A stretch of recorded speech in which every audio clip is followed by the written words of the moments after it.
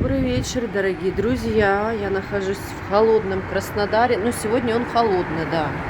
Недавно был теплый. Сегодня прям холоднющий холод.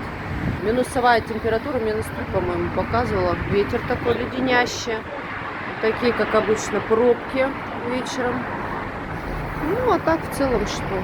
Все остальное хорошо. Долго не буду, в общем, морозиться.